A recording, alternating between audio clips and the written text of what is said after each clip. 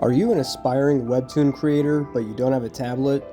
Or maybe you just don't like the way your digital drawings look and you prefer your traditional drawings, pencil and paper, with pen and ink and dip pen and brush. You love that feeling like I do. Well, here's the ratio and size for you to fit a panel on a standard 8.5 by 11 paper. I did all the math and I did all the work for you. Check this out.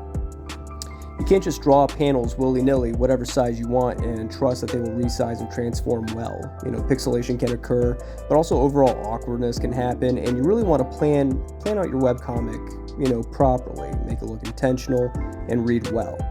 So here's the format and process developed for my comic, Burst Code. Webtoons guidelines say pages must be 800 by 1280, which is a 10 by 16 ratio. Now, working that to inches, you get 10 inches by 16 inches, but we're going to fit that to a ratio that fits on an 8.5 by 11 paper. And we get 6.25 inches by 10 inches. And that's the magical dimension you want. If this tutorial helped you out at all, please subscribe, ring the bell for notifications, and hit the like button. Let the algorithm know that this is good content and that you enjoy it. Thank you.